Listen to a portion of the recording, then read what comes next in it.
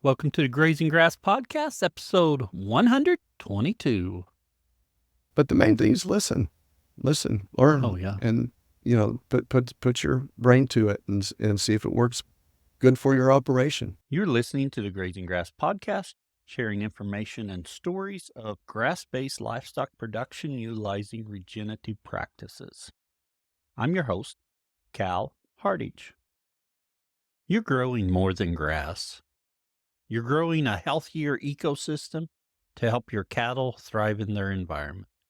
You're growing your livelihood by increasing your carrying capacity and reducing your operating costs. You're growing stronger communities and a legacy to last generations. The grazing management decisions you make today impact everything from the soil beneath your feet to the community all around you. That's why the Noble Research Institute created their Essentials of Regenerative Grazing course to teach ranchers like you easy-to-follow techniques to quickly assess your forage production and infrastructure capacity in order to begin grazing more efficiently. Together, they can help you grow not only a healthier operation, but a legacy that lasts. Learn more on their website at noble.org/grazing. It's noble.org/grazing. On today's episode, we are doing something a little bit different. A while back, Danny Esposito reached out to me from Crop America about the potential of having a renewable energy expert on our show, which, as you know, our show focuses on stories of regenerative ag, and our Wednesday episodes focus on that. However, since we've added the Friday episode in, I thought this is perfect for the Friday episode. Danny's goal in reaching out to me was just to provide information about renewable energy. So those people who are facing a decision about it can make a more informed decision. That's the goal. So he put me in contact and he got set up with Dennis Stout for Dennis to come on the podcast and discuss renewable energy. Dennis Stout is also the Wind Farm Guy. You can find him at windfarmguy.com. And Dennis is a wind energy expert. He's worked on dozens of wind energy projects with both developers and landowners. Dennis has a great amount of knowledge when it comes to how wind energy projects affect rural America and considerable experience with real-world cases. So today we welcome Dennis onto the show to share, and we go through renewable energy, what it is, what it looks like, and then we wrap up with questions that were submitted by the Grazing Grass community. I'd put a post there and said, what questions do you want asked? So any question that was posted, we asked it. And I'm pretty sure I got everyone's. If I missed yours, I apologize, but I think I have every question that was posted asked today on the show. My hope with this, it helps you make an informed decision about your thoughts on wind energy. I know in my area of Oklahoma, and I talk about it a little bit when we're interviewing Dennis, that it's a controversial topic. We have some farms and ranches to the north of me that's leased their land to wind energy companies. And there's a fairly large fraction that's completely against it. And right down the road, there is a say no to wind turbines sign on the fence. And when I thought about the issue, I thought, I don't know enough to make an informed decision. So our goal for today is to help you make an informed decision. I will list any resources in the show notes so you're able to go there for more information. If you'd like to have a discussion at the Grazing Grass community, post there. But enough of all this. Let's get to the interview and talk to Dennis. Dennis, we want to welcome you to the Grazing Grass podcast. We're excited you're here today. Thank you. I'm glad to be here. Thanks for inviting me. Dennis, to get started, tell us a little bit about yourself. I am been in the renewable industry for, 18 years now. Spent most of my time doing development work and land acquisition for the most part. I also make videos and things relative to the wind industry because there are a lot of questions out there. And where do people go for the answers to those questions? They go to the internet, which is full of a lot of, there are some good answers out there, but there's a lot of baloney too. And several years back, I started this video series called Wind Farm Guy. And they're really just taking questions that I've received from all the different landowners that I have visited with and giving real world answers for those. And I've been doing that. I have well over 100 videos on my YouTube channel. And that's what I do. That's my passion.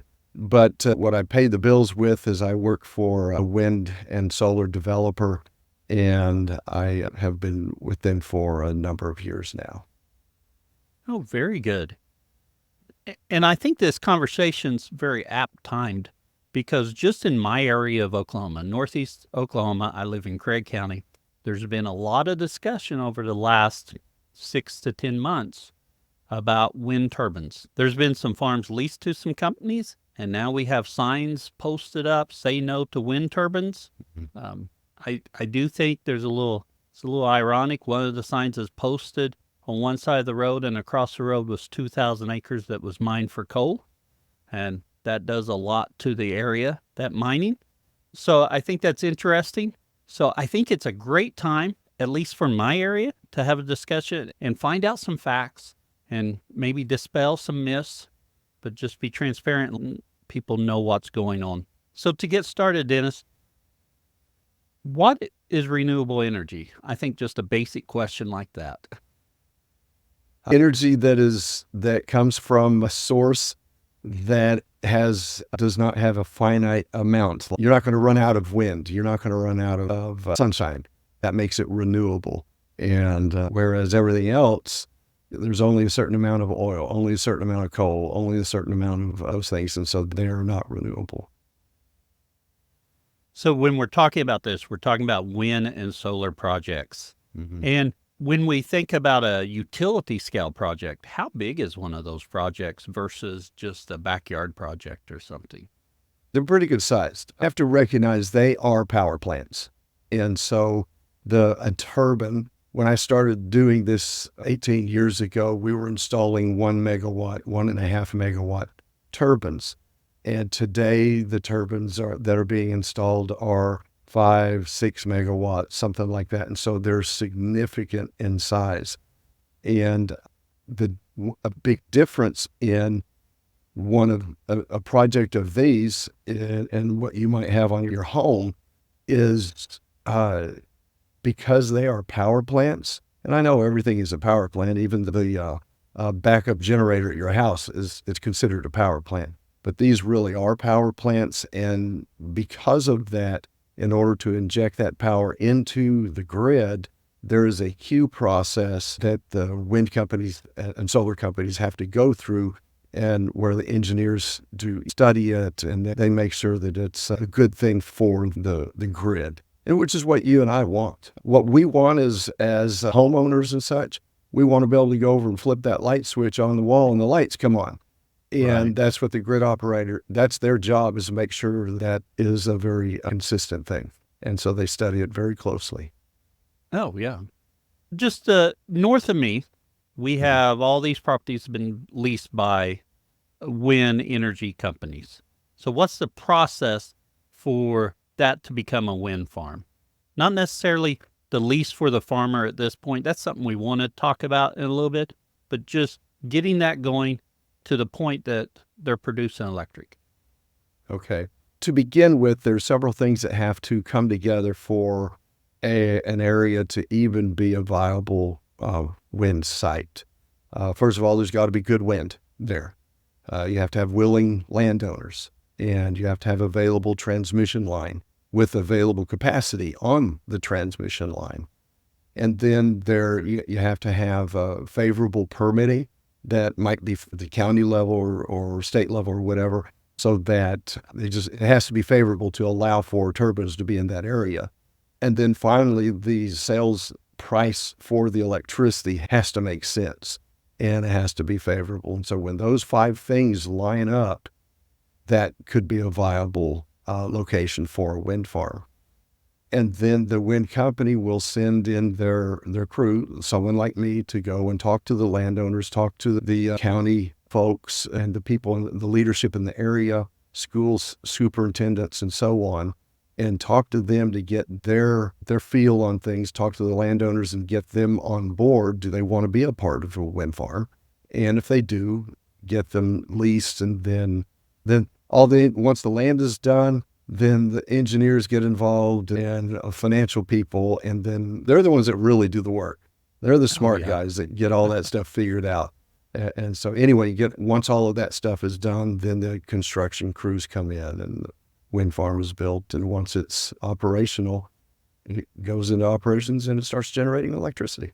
What kind of time frame are you talking about from time that they start leasing land or they've identified an area to, and just assuming they're getting green lights and they're able to get the land lease, communities in support and everything?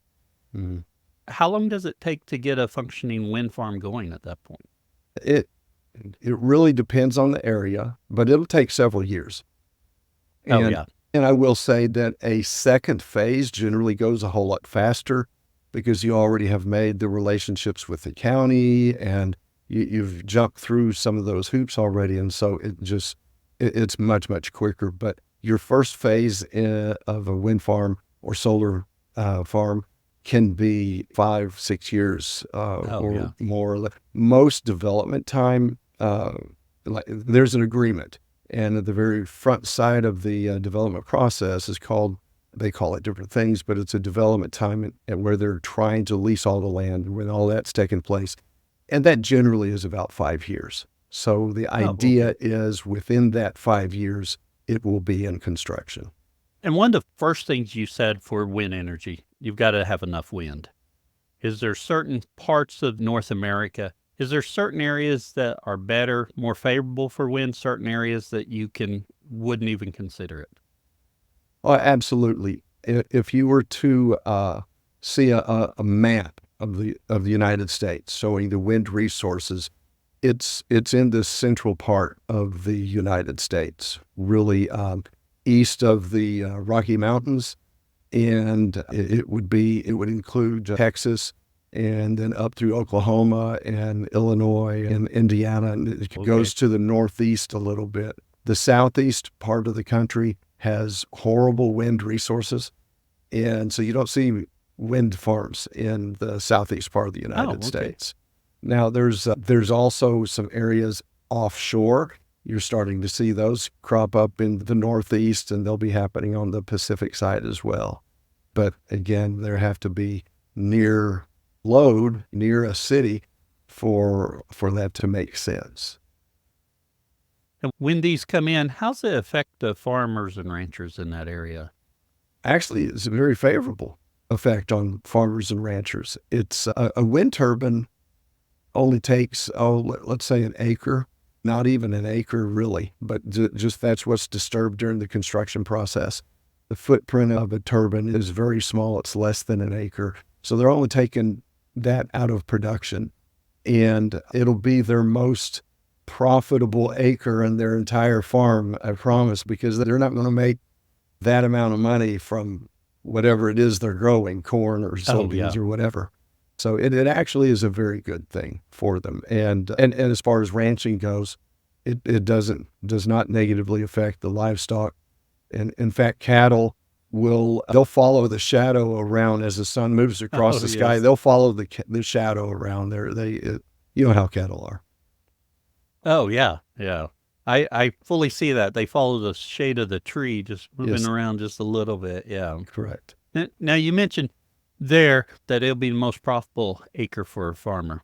Mm-hmm. How does that affect the farms that lease to these companies? And how does it affect the community as a whole?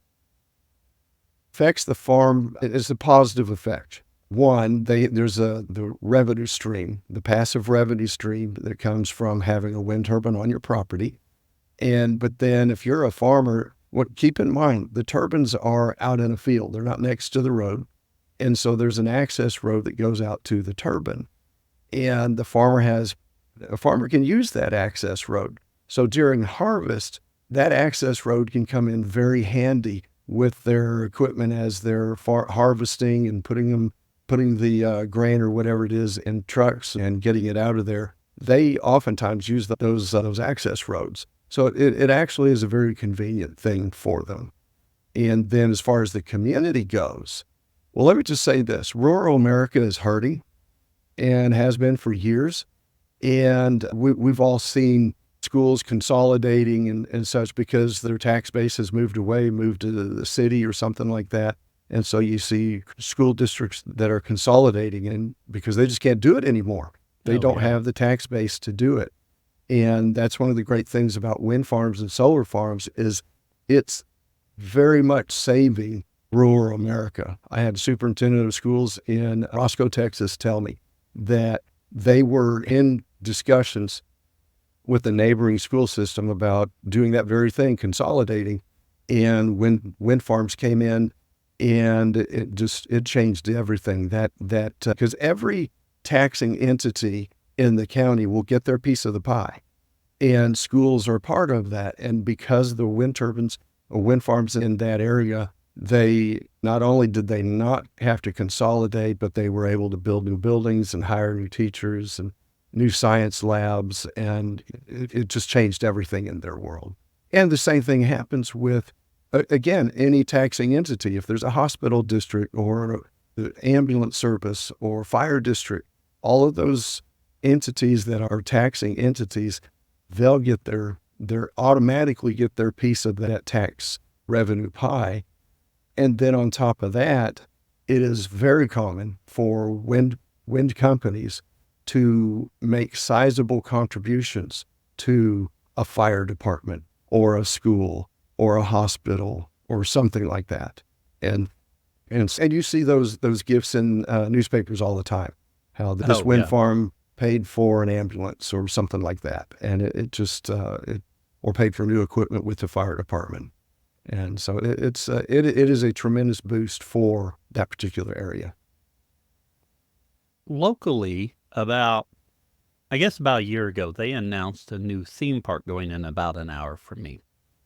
And to get that up and going, they're making a huge investment in that theme park. The city is doing a TIF because they've got to improve some infrastructure, the community does, so that this theme park can thrive. And there's some ways to do that, and we don't want to get in deep part of that. But what I'm asking is the community, is there some cost the community's got to come up with, or is this all funded by the energy company? No, the community doesn't have to come up with anything. And same can be said for the landowners. They don't have to come up and buy anything or invest in the project. The wind farm company will come in, develop the project. Everything is coming out of their pockets, not the landowner, not the local community. And now, occasionally, and every state is different. They handle things different. Like you said, we don't want to get into it, but sometimes some projects have had tax abatements or something, which a community, an area will use something like that to entice an outside business to come in and bring the business into an area for the revenue and for the jobs and whatever. And what that means is for a certain amount of time, the taxes would be reduced or something for up in the first part of it. And then after a while, everything gets to where it should be.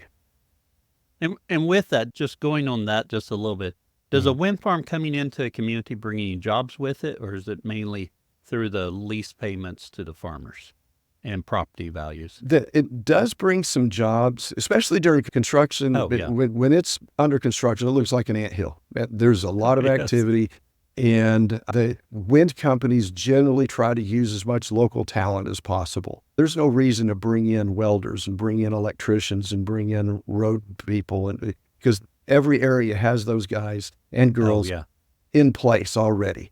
And so most wind companies will try to use as much local talent as possible. A lot of times the county will require a certain amount of local talent during that construction time. But then once a project is built, there's a staff there. The operations and maintenance facility, there'll be a team of people that maintain the turbines. And there's those operations and maintenance guys, and they can be local people. In fact, there are a lot of colleges that have programs that train people to be wind turbine technicians. And that way someone locally can go and get certified to do that. And then it's a local person that has that permanent job. And then at the same time, there are people that aren't local. Let's say you use a turbine from X company. X company for the first couple of years may provide some staff there to make sure, because they're warranting the equipment, so they want to make sure everything is done just. And so they'll come in from outside. Oh, okay. Yeah. Try to use as much local talent as possible. When we're talking about the farmers getting some income from that, how much on average can a farmer earn from leasing land to a renewable energy project? And how long does that project last? The answer to your first question is near impossible to answer. Every area is different. Every company is different. Every project is different. And honestly, what the value of an acre in one part of you're in Oklahoma, Yes. that will be a different price than say up in Illinois or something like that. And so the payments to the landowners have to be appropriate for its particular location. And so there's really no way to answer that first question. I will say this, if we're talking solar, because, with a wind turbine, you're talking one turbine out in the field. With solar, it pretty much occupies the field. And so everything what companies pay the landowners for solar, it has to be replacement income because that can no longer be farmed. Whereas for a wind turbine, a wind farm, it's not replacement, it's on top of their farming operation. And so it's the two have to be handled completely different. Wind farms and solar farms, you asked about the length of time, they can be 20, 30, 40 years or longer. Again, every area is different. Some places they don't want it to go very long or as long as other places. But you have to realize that infrastructure has to stay in place because the wind company they're getting investors to pay for the project, and it's got to be there a while in order to pay for itself and for them to make money and such. Well, on the wind turbines, depending on the length of the lease, what's the lifetime of a wind turbine that gets put in? And that's a good question. Wind turbine, it's a young industry, and it is growing by leaps and bounds. The technology, just in the 18 years I've been involved, the technology has changed dramatically, and so there is a life span on them. The warranty on them could be as much as 20 years or so, and so they'll last that long. They're designed to last that long, and the operations and maintenance folks will do everything they can to prolong that. But let's be honest, 18 years ago, we were talking 1 megawatt turbines. Today, we're talking 5 and 6 megawatt turbines. If I were a landowner and I had a turbine on me, I'd want them to come and rip that dude out and put a new one in because I'll make more money. I mean, it's not so much the life expectancy. It's what is technology going to do in the next decade or 2 decades. And we have that conversation a lot on the podcast about virtual fencing. The technology is fairly new on that, but it's exciting times because just in a few years, the price is going to come down on it, and we're going to be able to do some cool things with virtual fencing, which I'm excited about. So with energy, the technology there is moving at a rapid pace. Oh, it is. Now, when we talk about a wind farm in northeast Oklahoma, and I think you alluded to this a little bit earlier, but where's that energy going?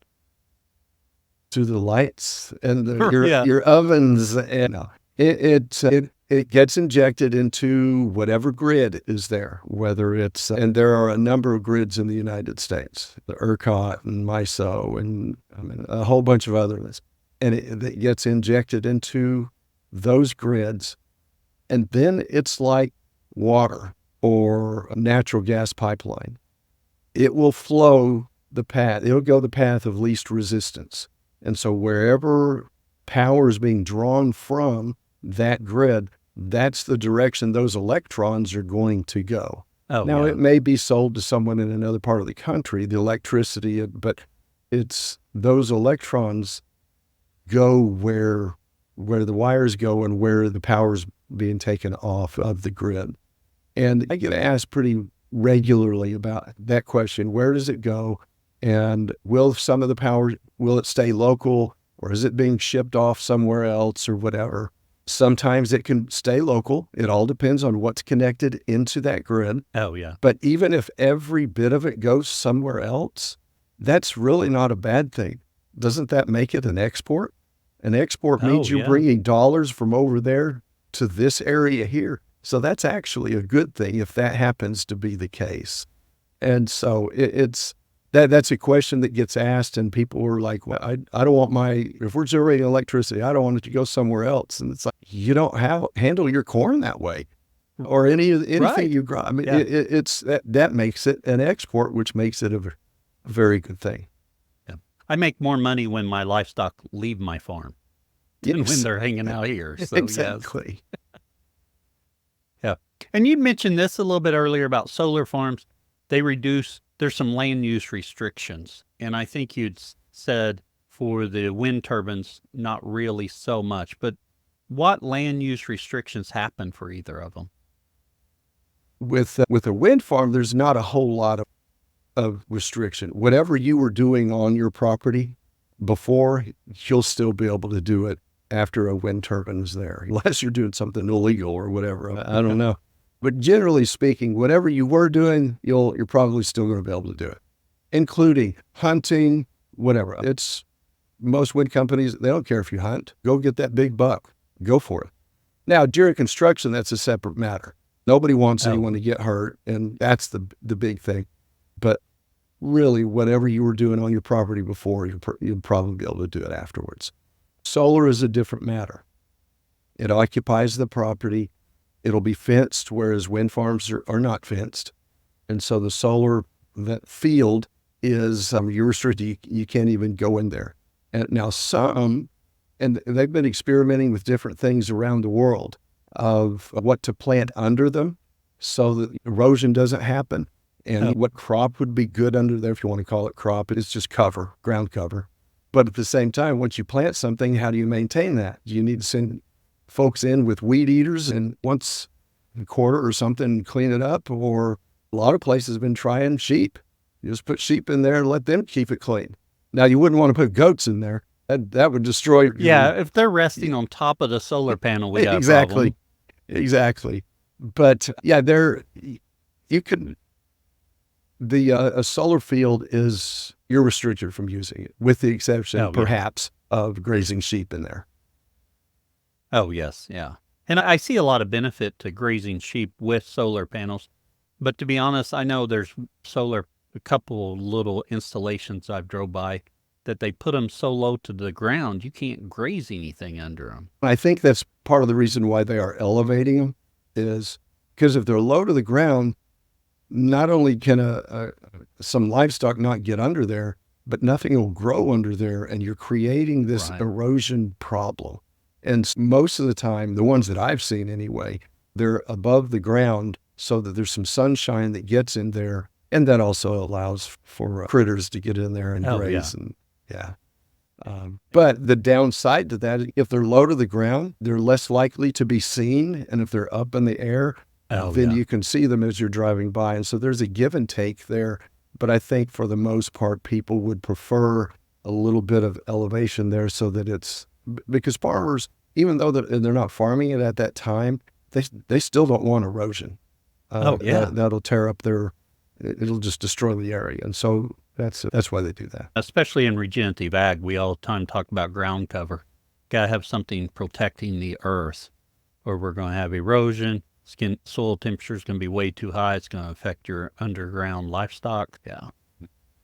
Now, when installation takes place, what are some environmental concerns?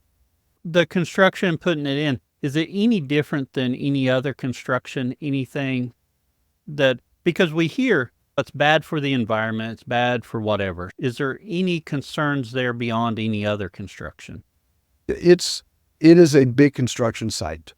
And with wind turbines, there's a lot of concrete that goes into those foundations. And so there's water use at that time. And it's a construction site. It's a mess. And it always will be. Yeah. When you built your house, it was a mess. Just construction sites are that way. But it is a mess, but it's all cleaned up and reseeded, and it becomes just pretty much the way it was. Yeah, only there's a turbine there now. But as far as environmental, wildlife, it's not a concern for wildlife. You hear about birds, and the industry has been very proactive in trying to deal with bird strikes. And they have eliminated bird strikes tremendously. Back in the old days, a long time ago, in the early days of the wind industry, the turbines were much smaller. They were on these tripod type tower that had cross members in there, and the blades would spin real fast.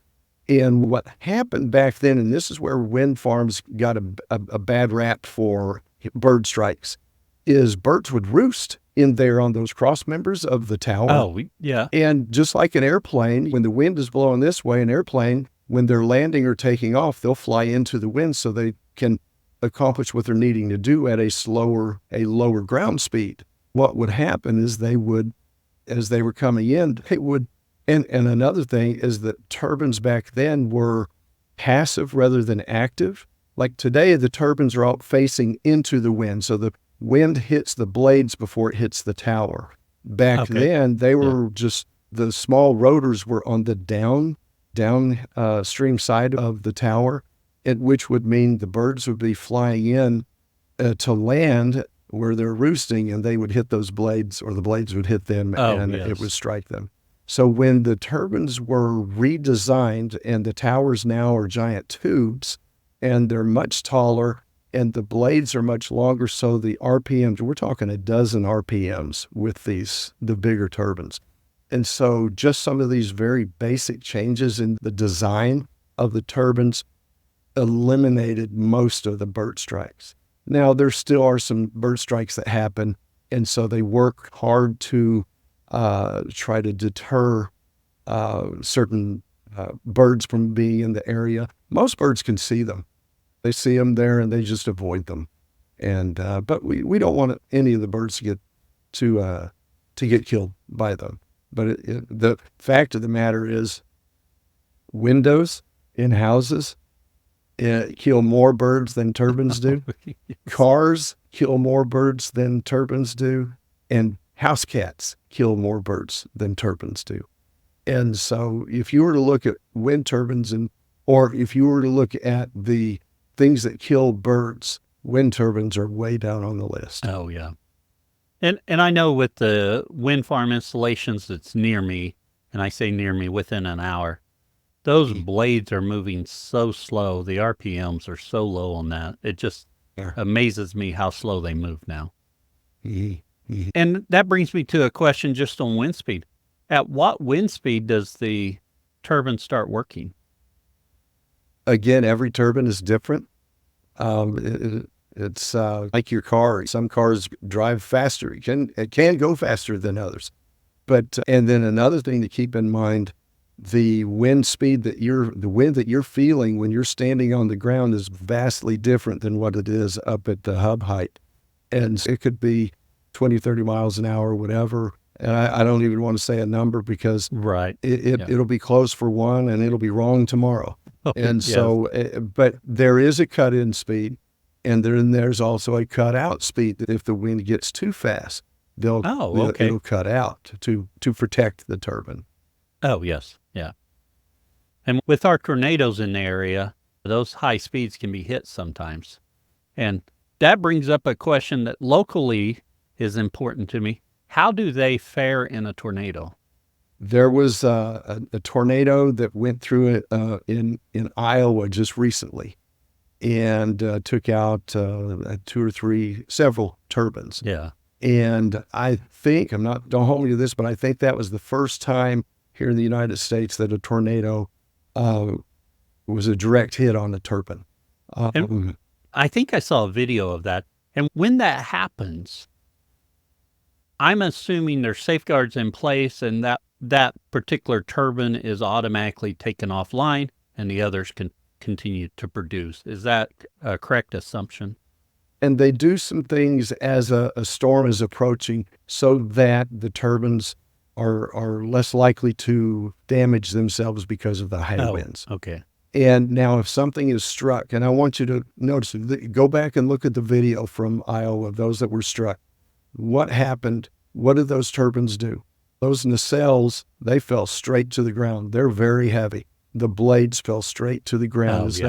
Even though those blades are designed to catch the wind, they weigh so much, they go straight to the ground. The idea of, like in the movie Twister or whatever, of things flying through the air. Now, I've seen cattle feeders flying through the air. I used to work for a TV station, and I was a photographer, and so I actually did some tornado chasing. And I've seen a cattle feeder just flying through the air, and those are big and heavy, but they're also hollow.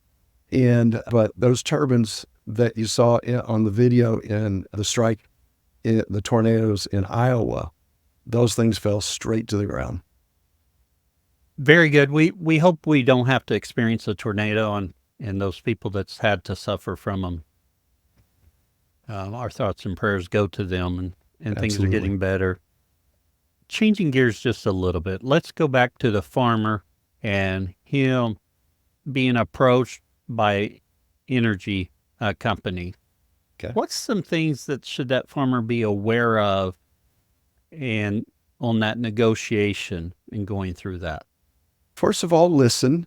The person that is presenting the information to them, obviously they have a vested interest. They want to walk away, at least at the end of the negotiations, with an agreement. But at the same time, they also want to get all those answers to the questions that the landowners have. And so listen to what they have to say and put some gray matter into it. I'd have to say, don't listen so much to what the internet is saying. And I will say this, and when I started doing this 18 years ago, the people in rural America really they liked it. They were farmers, they were ranchers, whatever, and they liked the idea of this other revenue stream. Since then, renewable energy has been politicized, and that's where you get the left versus right. And generally speaking, your landowners are right-leaning because of conservative America, and renewable energy happens to be left-leaning. I really hate that because it shouldn't be political at all. We need to have strong energy policy. That's the bottom line. And so they need to not listen, don't get into the politics of it, make a good decision for the farm or the ranch, for whatever, and ask the right questions. And the industry is not real young anymore. And so states have certain requirements that have to be in those agreements, like reclamation and so on. Those were questions that landowner used to really need to drill in on. A lot of it is already handled because at a state level or at a county level, there's some required things that have to be in those agreements. But the main thing is listen, learn, and put your brain to it and see if it works good for your operation. And on those lease discussions, do they typically include if the decommissioning process of a wind turbine in those agreements? Oh, absolutely. Absolutely. Yeah. And all the agreements are different. Within a project, they should be the same, but every project is different. Every area is different. But and another thing is, years ago, sometimes people would just negotiate their own agreement. Today, there's a sizable percentage of people that are being approached that will take it to an attorney to make sure everything is being handled. Yeah. One other question on the leasing part of it. You lease your land and they come in and do this work. At some point in the future, you decide to sell that land. How does that affect that process? Just like any other lease you might have on your property. If you have a tenant farmer that farms your property, that lease agreement with that farmer goes with the surface. So if you sold your property to someone else, that farmer that you have farming that, he's still going to farm it, or he or she, for as long as that agreement is in place. And so it's just like that. It follows real estate law for that particular state. Oh, yeah. Dennis, this has been a great discussion. I'm learning lots, which is always good. I need to learn more. But I'd like to transition to some questions we received from the Grazing Grass community. Ken Cove Farm Fence is a proud supporter of the Grazing Grass podcast and grazers everywhere.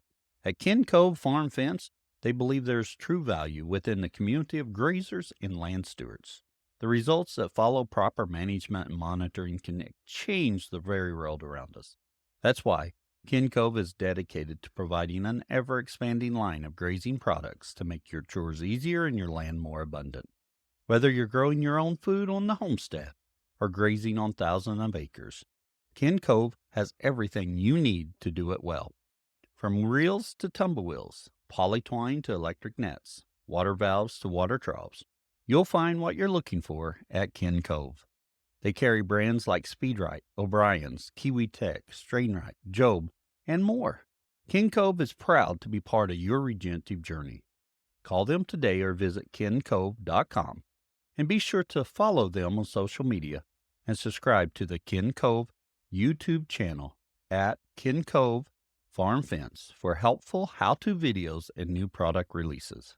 I put out in the community, said we're going to have you on here. What's some questions you would like to have answered? I know some of these questions will be questions that we may have already covered, but we'll go ahead and go over them again. So our first question from our community is from Bob, and his question was, how many acres go out of production for every 100 windmills? Generally, again, during construction, a wind turbine occupies about an acre. That includes the crane pad and so on. Once it's operational, even with the road going out to the small lane going out to the turbine would be less than an acre, but let's just say an acre just for simple math. If there's 100 turbines, there'll be 100 acres that are taken out of production. And 100 turbines with these larger turbines, that's going to cover a lot of property, a lot of square miles to get 100 turbines in. Oh, yes. On the turbines, how close can they be put together, or is there an average? We talk about an orchard. We're talking about we want trees spaced every so often. How's that planned out? There's a mathematics goes into it. The bigger the turbine, the further they have to be apart. The longer the blades, the further they have to be apart. Yeah. And here's the reason why. When wind goes through a wind turbine, the turbine is spinning, it disrupts the wind, okay? And so you've got to give it some space for that wind to, let's just say, to reorganize itself before it hits the next turbine. And so you've got to spread them out. And the bigger the turbine, the further apart they have to be. So there's not an easy answer for that. Generally, it's in like a formula, and different companies do it differently. It might be so many rotor diameters. You've got the rotor, the three blades, and it might be that they might put their turbines 10 rotor diameters apart, or some number, whatever their number is. And sometimes other companies may do it by tip height, so many tip heights apart. And everyone has their own formula, but the bottom line is the bigger the turbine, the further apart they need to be. We have a couple individuals ask very similar questions, so I'm going to put them together. But Cody says, do wind farms affect weather patterns in an area? While Jake points to a Harvard study from 2020 that found wind turbines will cause more warming in Minnesota than emission reductions would avert. What's your thoughts on that? Two thoughts on it. there are very few things that we as human beings on a small scale will affect weather patterns. The larger scale, if you build a reservoir, you build a dam and you back up water and you have a reservoir, it's going to change the weather patterns. As cities grow and they have all of the concrete in the city and it heats things up, that can change weather patterns. The wind turbines are tall and they are moving things. I don't know. I honestly don't know whether they actually can change the direction of the clouds or weather patterns or whatever. I honestly don't know that. But I will say this. Several universities, I think University of Illinois and maybe Iowa and Michigan also, but they did studies on the effect of wind turbines on crop yields. And Oh, they were interesting studies, but they all came up with similar answers, and that is depending on the crop, if it's a kind of a grass-based crop like wheat or something like that, there's no effect whatsoever. But on some other ones like corn and soybean and whatever, there was a marginal improvement in the yield of those fields that interesting. have a turbine. And they do make a point to say it's marginal. And I don't know the science behind why, but though they did come to the same conclusions. Very good. Our next question, Tyler is changing gears just a little bit. He's wondering about what wind energy options look like for farm home generation. I don't know a whole lot about the residential size. I think if it makes good financial sense for you, Mhm. then go for it. I like the idea, but I can't really answer that. That's not my That's not wheelhouse. your expertise, yes. Yeah. Glenn is wondering, do wind farms affect groundwater? Not that I am aware of. Like I say, the water that is used is all up front. Unlike something that is where a steam turbine is used, they use a lot of water continuously. Wind Oh, is yeah. not that way. The groundwater is well below the turbines and their foundations. And so I don't believe so, but certainly I'm sure some university will be studying that if they haven't already. I'm sure that will be the case, yes. I have a couple more questions that's very similar to each other. Chris is wondering about the dangers of blade ice to livestock, and Miles says he's heard of ice falling from blades that is dangerous for livestock. Yes, as they're moving through the air, it's just like on an airplane. Ice can build up if the weather conditions are just right. There have been some efforts to try, like on an airplane, try to keep that from building up. Oh, yeah. And yeah, I know industry wide they're trying to address that. But the reality of it is, if there's a cold weather event and when it starts to thaw, pieces of the ice are going to come off. And so honestly, it only makes sense. Don't go get near one. Have your cattle in another field or something or whatever. That just makes good sense to do that. Reduce the risk to your Oh, yeah. operation and your health. But yeah, that is a thing. But how severe it is, there's some ownership of the people that live there as well. Oh, yeah. Yeah. Teddy asks, what are the long-term lease agreements for replaceal and removal or returning the land to the original state? Mm-hmm. And like I say, every agreement I've ever seen, and I've worked for a bunch of different companies because I've done contract work working for companies, and they all have that restoration, is what it's worth. And they all have restoration language and guidelines of what needs to be done, how far down to remove things, what to reseeding and timelines and all of that. It's addressed. It's a very good question, and that language has to be in those agreements because there have been some unsavory things happen in the past, either Oh, here in the yeah. U.S. or abroad, and that they address those today, which is why a wind agreement is, I don't know, 40, 50 pages long. It is not a Yes. simple document because they're addressing all of those things that people Oh, want to yeah. know about. Yeah, very good. Anna says, how do wind turbines affect long-term health in livestock grazed under and around them? Long-term health in livestock, as I have seen cattle follow the shadow around. Oh, yeah. It doesn't bother livestock at all.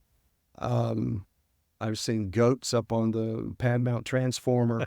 I've seen deer all around the base of a turbine.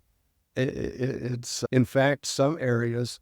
I was working on a project in Pennsylvania, and the landowner required that they use to seed the area after construction. They have what they call Pennsylvania mix, which I'm not sure what all grasses and things that are in there, but it also includes clover, and deer love clover. Oh, And yes. so every one of those turbines actually became food plot for deer. Oh, And, yes. it was actually bringing them in. And so, no, there was not a negative effect at all. Yeah, very good. Carl says, how much does it affect the value of your property as well as that of your neighbors? Very good question. There have been multiple studies about that. Obviously, if there is a turbine or anything creating a passive revenue stream, that will absolutely add value, because it will, if there is something generate income, it goes with the surface. Unless there's the person selling it, they may reserve that, but they're really hurting themselves if they do something like that. Oh, yeah. But there have been studies that, interestingly enough, multiple studies have come to the same conclusion that wind turbines have either do not affect the value of the property at all, or they can even increase the value slightly, even in what's called the viewshed area. And what viewshed okay. means is you don't have any infrastructure on you, but you can see them. You can see a Yes. turbine from there. And I'm a real estate agent myself, and sometimes it's hard to figure out why this is, but it is the truth, and it does have a positive effect. And I went Huh. into Indiana and visited with some real estate agents and appraisers and so on that were near a wind farm that had been there for a decade. And I said, "Don't tell me what you think I want to hear. Tell me what the truth is. What's the value of these properties around this wind farm? How does it compare to properties in another part of the county where they're not anywhere near that?" And they all said exactly the same thing, including one lady that says, "I don't like wind turbines, but it doesn't hurt the value of the property." Oh, And interesting. she apologized. She said, "I hate to tell you this, but it doesn't Yes. hurt." Yeah. Good. A little surprising answer or interesting answer I didn't anticipate there. Yeah. Chase has a longer question, so I'll read it. How many years does it take for one windmill to reach positive net energy production versus the energy and fossil fuels it took to mine for minerals, produce parts, transport pieces, ground prep work, hole excavation, cement base pouring, installation, and maintenance of one unit, not to mention the energy required to install power lines and a substation to collect and ship energy produced? Basically, he sums it up. Have they done a life cycle analysis of the energy produced by turbines versus the energy it took to produce and install and maintain them? Yes, there have been studies done. I don't know the results of it. Let me give you just the real practical result. There have been studies by the turbine manufacturers and the transmission pole manufacturers and all the people that create the different components and aspects of a wind farm. And they have figured out what it costs or what they need to get and when they sell those in order to recover those costs that he just mentioned. And then the wind companies have to buy those and then install all of those in. So woven into the buying and selling of the components and installing them, it's already done. And the manufacturers are making money. The wind companies are making money. The landowners are making money. The electric companies are making money. And has it been done? Absolutely. And the practical side of it is it's making everybody money. And so it Oh, yeah. must be making sense. Yeah. Yeah. Skylar asked, what protections and guarantees are there against stray voltage? Stray voltage it's a real thing. It's, or EMFs, electromagnetic fields is another thing. But I will tell you this. We as a culture we're very comfortable with electricity. We all know there's stray voltage. We know there's electromagnetic fields. It is a given. Yet we still invite it into our homes. We put those wires in our walls, right next to our recliner, right next to our baby's Yeah. crib. We're okay with it. And wind turbines that we're talking way out in the field. And I do know that under some transmission lines, I've never done this, but I have been told that if you'll hold up a fluorescent light bulb under a transmission line, it'll turn on. Just you holding it in your hand. Oh, yeah. I've never done that. I've wanted to, I don't know. But I also know a rancher in the Texas Panhandle, they built a new transmission line. It wasn't us, but they built a new transmission line, and it happened to go over a water tank. And all his cattle stopped using that water tank. And I think there was just enough stray voltage that they would get a little bit of a zap or something. Oh, They yeah. moved the water tank, everything. Oh, yeah. The cattle started using it again. So it's a real thing. I don't know that it's much of a danger because we all use it and pull it in. But as far as the safeguards, we do what not the wind industry, but the electrical engineering. I mean, there are things that we have to live by. It has to Oh, be yeah. so many feet above the ground for overhead, depending on the voltage, or so many feet below ground if you're burying it. And so those are given. I'm not an engineer. I don't know what those numbers are, but we have to live by those. Yeah. Makes sense to me. Aaron's got 3 questions for us. Are livestock producers compensated for the loss of grazing area where turbines and access roads are built?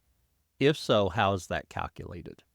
Again, every agreement is different, but I will say this, I've not seen one because the amount of grazing ground that is taken out is so minor compared to the rest of the farm, and they're making so much more money from that turbine. It's not even, I've never seen one with it in there. And now farming is different. There are crop damages and things, and so that's a little different. But as far as grazing cattle, it'd be worth asking if they're being approached by somebody with a wind company, ask them, see if they'll put it in there. Yeah. Second question Aaron has, when acquiring land for wind farms, what are the landowners' biggest concerns? Oh, that's good. Again, everybody is different. It all depends on what they've heard, what their neighbors have told them, and so on. I will say this, landowners, when you're talking rural land, especially if it's a legacy property that's been in the family for a long time, landowners look to that property almost like a brother, a family member, and they want to do right by that piece of property. And they take it very seriously, and they want to make sure that it's good, not only for their pocketbook, but for their brother, that tract, if that makes sense. Yes. But most of the questions that we've talked about, everyone has these and other ones and they're asking really good ones here. And these are questions that I get asked quite a bit. Oh, yeah. His third question, from a farmer's perspective, a wind farm would be much more impactful on land use for crops. What kind of impact would a wind farm or wind turbine have on pasture ground or to a livestock operation? Besides the loss of pasture, is there any other impacts? Again, it's the impact of a wind turbine. That loss of acreage, acres taken out of production is so minor, it's negligible. Whether you're talking farming or grazing or whatever, it's the house that you build out on that farm takes up way more space than that turbine will. Very good. Dennis, our next 2 questions are really pretty much the same, so I'll combine them. Brent says, do these wind turbines generate magnetic fields, and what impact does that have on livestock? And David asks, what types of electromagnetic radiation do they emit? As I mentioned just a few minutes ago, Anytime there's electricity going down a wire, it will create an EMF, electromagnetic field. That's just, now a wire without electricity going down, it doesn't have an EMF. But if there are electrons going down it, it does. And it's, again, we are so comfortable with that. We bring it into our homes. And I got a meter to walk around, and I stood under transmission lines and took some readings. And then I went into the house and got next to plugs and light switches where there was power going through there. And it is, you'd be surprised. I'll just put it this way. Oh, yes. What's actually happening inside our homes. And so it is a real thing. But then you have the question, does that actually hurt us? And you can't, I have not been able to come up with a definitive answer as to whether those EMFs actually harm you. Yeah. I don't know. My grandma was very much about the benefits of magnets. So she had a blanket or quilt almost that had magnets all in it between her box springs and her mattress on her bed. And maybe it kept her healthy. Maybe, yeah.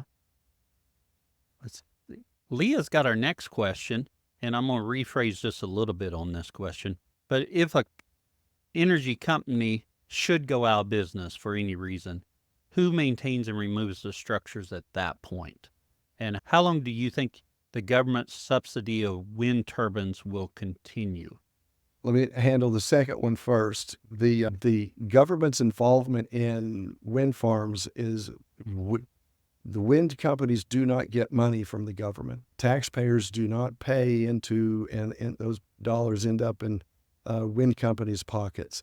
It is simply a tax credit. With wind, it's a production tax credit. With solar, it's an investment tax credit. And they're phasing those out anyway. But, and honestly, in Dennis's opinion, every form of energy needs to be supported and have incentive from the federal government. You take all industrialized countries, all forms of energy are either incentivized or owned outright by the government. And so why would wind be any different? Oh, yeah. And so it just makes sense to me. We're talking the United States here. I want the United States to have very strong energy policy. And I lived through the oil embargo and different things, and that's not fun. And we need to make sure that we have very strong energy policies. And I'm sorry, what was the first part of that question? The first part, if a company goes out of business, who's going to yes. maintain or remove those structures? And that has happened. A wind company has gone out of business. And without going into a lot of detail there, I will say this. It was more of an investment company than a wind company, but they owned these things. They made some other investments that were not related to wind, and they went out of business. But just like when something is foreclosed on, the banks end up owning those. Banks don't want to own real estate. They don't want to own things. And so they sold that for cents on a dollar. Other companies bought them on the cheap. And so they got good deals.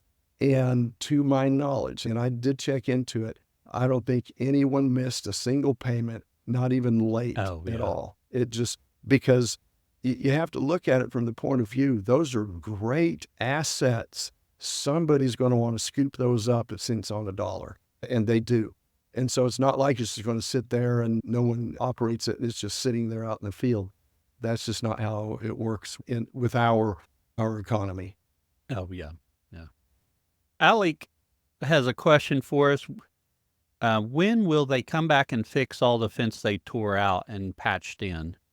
I'm assuming that's probably comes back to that agreement. Yeah, it does. And wind companies are not fence companies, just like they're not road companies.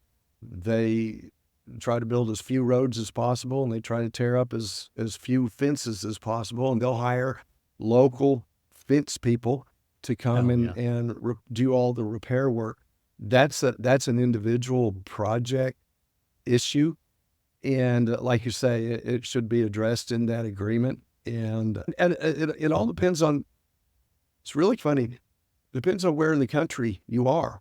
You go to some parts of the country and it's all about fences and gates. By golly, I want the cattle guards and all of that. You go to another part of the country and they don't care about fences and gates. They want to know about erosion and water runoff. And it just depends on where you are. But to that person's question, I'm sorry that's happening, but she needs to be talking to a representative with that company and get that taken care of. Yeah.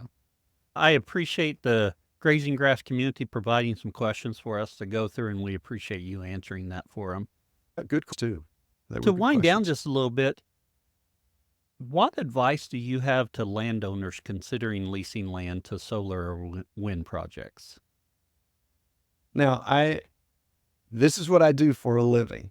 And so my advice would be make the agreement as good as it can be for you and then jump at it, because it is a passive revenue stream for 40, 50 years, whether we're talking wind or solar. Either way, I've talked to some landowners that I was working on a solar project, and some people go, oh, I can't farm the properties. I don't want to have any part of that. There was someone that, boy, they jumped at it because they were retirement age. And they were like, hey, I can continue to get the money that I would have made had I been farming it. And it'll outlast me, and my kids will end up getting that revenue stream. Plus, at the end of the life of the project, because it hasn't been farmed for 40 or 50 years, that ground is so healthy. And talk about keeping setting your property up so it stays in the family. Because that's another thing that I see a lot is you have farmers, they grew up out there, but their kids have gone off to college and now they're living in a city and they don't want to go out there and farm the ground. And so now the poor landowner's faced with, I have to sell granddad's property now. I don't want to do that. And that having that passive revenue stream is a great way to keep that property in the family. Yeah. And Dennis, lastly, where can others find out more about you? I have a couple of things. CropAmerica.com is a great resource that you can go to and learn all sorts of things about renewable energy. I do videos myself. Windfarmguy.com is my website. I also have a YouTube channel. And so those would be the two places I would send folks is CropAmerica.com and windfarmguy.com. And we'll put those links in our show notes as well. Dennis, really appreciate you coming on, answering our questions, expanding our knowledge on renewable energy. Happy to be here. Thanks for the invitation. I really hope you enjoyed today's conversation. I know I did. Thank you for listening. And if you found something useful, please share it. Share it on your social media. Tell your friends. Get the word out about the podcast. Helps us grow. If you happen to be a grass farmer and you'd like to share about your journey, go to grazinggrass.com and click on Be Our Guest. Fill out the form and I'll be in touch. We appreciate your support by sharing our episodes and telling your friends about it. You can also support our show by buying our merch. We get a little bit back from that. Another way to support the show is by becoming a Grazing Grass Insider. Grazing Grass Insiders enjoy bonus content, monthly Zooms, and discounts. You can visit the website, grazinggrass.com, click on support, and they'll have the links there. Also, if you haven't left us a review, please do. It really helps us as people are searching for podcasts. And I was just checking them, and we do not have very many reviews for 2024. So if you haven't left us a review, please do. And until next time, keep on grazing grass.